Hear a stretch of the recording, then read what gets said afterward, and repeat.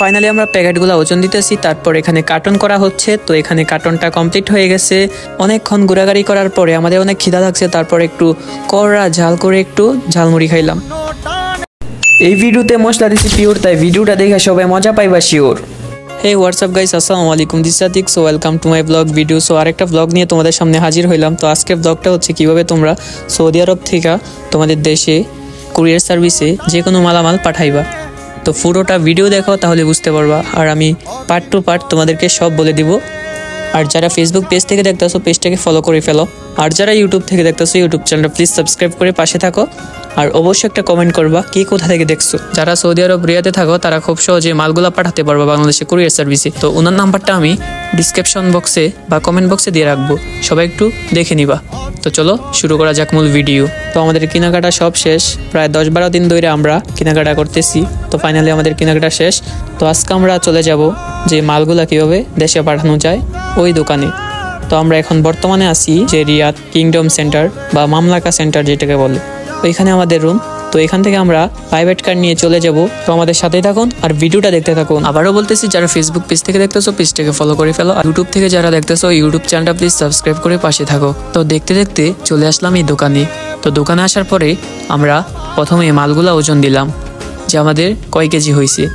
আসলে গাইস, এখানে আপনি 30 কেজি মাল পাঠাতে পারবেন 400 রিয়ালে। তো আগে 350 রিয়াল করে দিত, এখন টিকিটের দাম বাড়তি, তাই একটু রেটও বাড়া, তাই এই কুরিয়ার সার্ভিসের দামও একটু বাড়া। আর অনেকেই বলবেন যে মালগুলা কি সত্যি আমাদের বাসায় পর্যন্ত যাইবো? হ্যাঁ গাইস, প্রথমে মালগুলা ওজন দিয়া তারপর আপনি নিজেও প্যাকেট করতে পারবেন বা ওরা করতে পারবো। আসলে ওরা করলে কি, যে প্যাকেটটা করবেন এটা একদম মজবুত হইব। তো সবাই চেষ্টা করবেন ওদের হাতে দিয়ে মালটা প্যাকেট করার। তো আপনারা সকলেই জানেন যে ভাতা মার্কেটে বাংলাদেশি যা খাবার আছে সব পাওয়া যায়। তো আমার অনেকক্ষণ ঘোরাঘুরি করার পর আমার অনেক খিদা লাগছে, তারপরে আমার মনে হয়েছে যে আজকে একটু দেশি খাবার খাওয়া যাক। তো আপনারা সবাই জানেন যে বাংলাদেশি যত খাবার আছে সবই ভাতা পাওয়া যায়। তো অনেকক্ষণ হাঁটাগুটি করার পরে হঠাৎ করে আমার চোখের সামনে পড়লো একটা ঝালমুড়ির দোকান। তো চলে গেলাম ঝালমুড়ি খেতে। তো কররা করে একটা ঝালমুড়ি নিলাম, তারপরে আমরা খেলাম। তো সেই মজা পাইছি। তো সবাই চেষ্টা করবেন ওদের হাতে দিয়ে আপনার এই প্যাকেটটা করানো। তো ওরা মজবুত করে প্যাকেটটা করে দিব। আর অবশ্যই প্যাকেটের উপরে কোড নাম্বার থাকবো। তো যে আপনার দেশ থেকে এই মালটা রিসিভ করব, তো ওর মোবাইলে একটা কোড আসবো, তো ওইটা দিয়া আপনার মালটা রিসিভ করতে হইব। এখানে অনেকেই বলবেন এই মালগুলা কয় দিনে যাইবো। আগে এই মালগুলা যাইতো 7 দিনে, কিন্তু এখন সময় বেশি লাগে, এখন 10-12 দিন লাগে। আমাদের মালটা ওরা আমাদের কাছ থেকে সময় নিছে 10 দিনের। তো আপনিও কথা বলে তারপরে মালটা দিবেন।